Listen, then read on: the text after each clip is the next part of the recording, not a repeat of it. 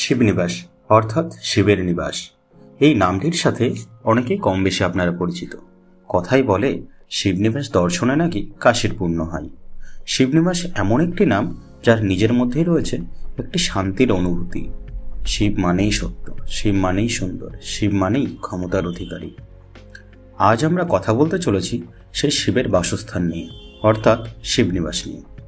অনেকেই আমরা শিবনিবাসে ঘুরতে যেতে পছন্দ করি, কিন্তু তার বিষয়ে খুব একটা খোঁজ খবর রাখা হয় না।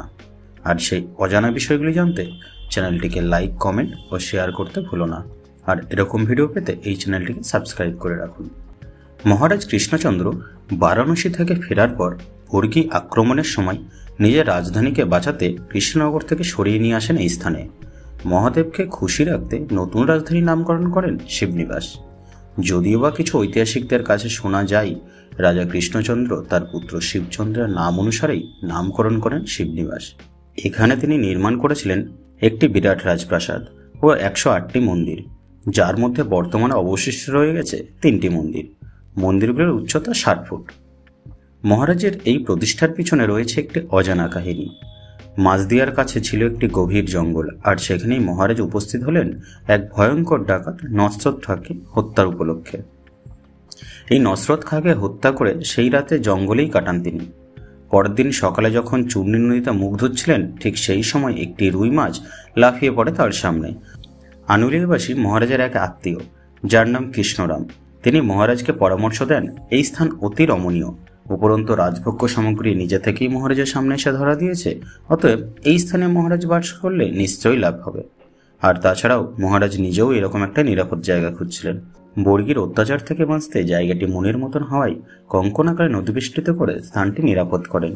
এই শিবনিবাসে মহারাজ কৃষ্ণচন্দ্র মহা সমারোহে অগ্নিহোত্র বাজপেয় যজ্ঞ পরিপূর্ণ করেন।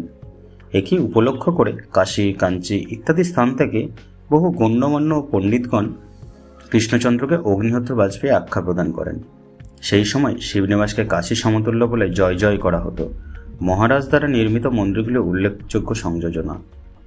প্রথমেই যে মন্দিরটি পড়ে সেটি রাজরাজেশ্বর মন্দির নামে পরিচিত। এছাড়াও সাধারণ মানুষের কাছে এটি বুড়ো শিব নামেও খ্যাত। এই বুড়ো শিব মন্দির, বা আমরা যাকে রাজরাজেশ্বর বলে জানি, সেই মন্দিরের শিবলিঙ্গটি কোনোভাবেই স্থাপনা করা হয়নি। দেব আদিদেব নিজে থেকেই সেই স্থানে ভূমিষ্ঠ হয়েছিলেন। তাছাড়াও তিনি আজও বেড়ে চলেছেন প্রতি বছর, তাই তার আরও একটি নাম তিলেশ্বর বলেই জানা যায়।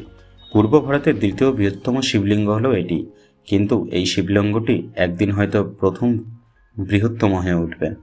উঁচু ভেদবেদের উপর নির্মিত অষ্টক্ষণ প্রস্তচ্ছেদের এই মন্দিরের শীর্ষদেশে ছত্রাকার লম্বা লম্বা দেওয়ালের প্রতিটি কোণ মিনার আকৃতির 8টি সরু সরু থিম, যা নির্মিত হয়েছে 1754 সালে। 9 ফুট উচ্চতার কোষ্ঠী পাথরের শিবলিঙ্গ, যা নিত্যদিন পূজিত হয়। 1762 সালে প্রতিষ্ঠিত উঁচু ভেদবেদের উপর নির্মিত বর্গাকার প্রস্তচ্ছেদের 4 চালাযুক্ত মন্দির, যা রাঙ্গীশ্বর নামে খ্যাত। এই মন্দিরটি সম্ভবত মহারাজ দ্বিতীয় মহিষীর জন্য এবং প্রথমটি প্রথম মহিষীর জন্যই নির্মাণ করেন। এর সাথে তৃতীয় মন্দিরটি হল রামসীতার মন্দির, যা নির্মাণ করা হয়েছে 1724 সালে। বিশপ হেয়ার সাহেব 1824 সালে ঢাকাতে যাত্রা করার পথে শিবনিবাসে আসে মন্দির দর্শনের উদ্দেশ্যে। তিনি মন্দির দেখে মুগ্ধ হয়ে যান এবং 1828 সালে লন্ডনে প্রকাশিত জার্নালে প্রকাশ করেন এই সকল মন্দিরগুলির বিবরণ। বিড়লা জনকল্যাণ ট্রাস্টের অর্থানুকূল্যে 1965-66 সালে শিবনিবাসের মন্দিরগুলি সংস্কার করা হয়। বন্ধুরা, আজকের ভিডিও এই পর্যন্তই। এরকম আরও ভিডিও পেতে চ্যানেলটিকে সাবস্ক্রাইব করে রাখুন।